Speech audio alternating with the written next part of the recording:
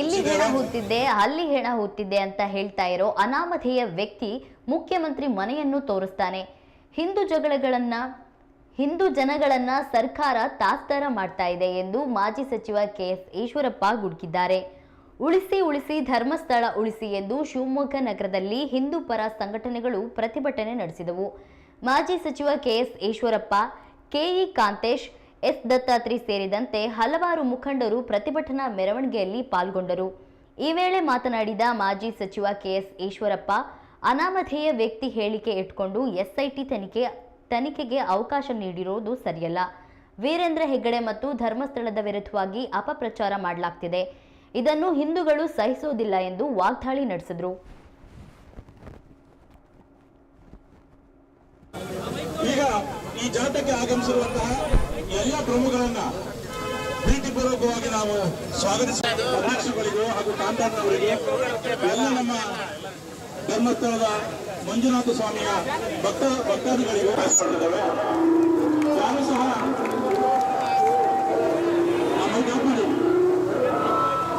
ನಮ್ಮ ಧರ್ಮಾಧಿಕಾರಿ ಇರ್ಲಿಲ್ವಾ? ಈಗ ಜೈನ್ ಆಗ್ತಾರೆ, ಅವರು ಮತ್ತೊಂದು ಕತೆ ತರ್ತಾರೆ. ಟಿವಿ ಅವರು, ಮತ್ತೊಂದು ಮೀಡಿಯಾದವರು, ಯೂಟ್ಯೂಬರ್ ಪ್ರತಿ ದಿವಸ ಹೇಳ್ತಾರೆ ಒಂದೊಂದು ಇದ್ರೊಳಗೆ ಒಂದೊಂದು ಕತೆ, ಒಂದೊಂದು ಕತೆ. ನಾವೆಲ್ಲ ಸುಮ್ಮನೆ ನೋಡಿ ಒಂದು ಲೈಕ್ ಕೊಟ್ಕೊಂಡು ಕೂತ್ಕೊಳ್ಳೋ ಅಂತ ನಾವು ಹಿಂದೂಗಳಲ್ಲ ಸ್ವಾಮಿ. ನಾವು ಜೀವ ಬೇಕಾದ್ರೆ ಕೊಡ್ತೀವಿ ಧರ್ಮಸ್ಥಳಕ್ಕೋಸ್ಕರ ಅಂತ ಹೋಗಿ ಧರ್ಮಸ್ಥಳದ ಆ ಮಗು ಹುಡುಗಾಗಿಂದಲೇ ಬಂದ್ಬಿಡತ್ತೆ. ಅದು ಧರ್ಮಸ್ಥಳ ಅಂತ ಹೇಳಿ ಕ್ಷೇತ್ರ ಅಂತಾನೆ ಕರೆಯೋದು. ನಾವ್ ಯಾರು ಕಾವಂದ್ರೆ ಹೆಸರು ಕರೀತಿರ್ಲಿಲ್ಲ.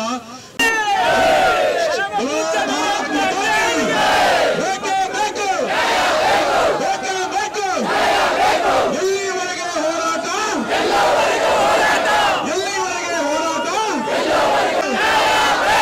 ಮಂಜುನಾಥ ಸ್ವಾಮಿ ಕಿ, ವೀರೇಂದ್ರ ಹೆಗ್ಗಡೆ ಕಿ, ಭಾರತ್ ಮಾತಾ ಕಿ. ಒಂದು ವಿಷಯ ನಿಂತಿರೋದು, ಒಬ್ಬ ಸೇವಾ ಪ್ರತಿನಿಧಿ ಮಾಡ್ತಿರ್ತಕ್ಕಂಥದ್ದು ಇಡೀ ಪ್ರಪಂಚದ ಆ ಮಂಜುನಾಥೇಶ್ವರನ ಭಕ್ತರು ಇವತ್ತು ಜಾಗೃತಿ ಆಗಿದ್ದಾರೆ.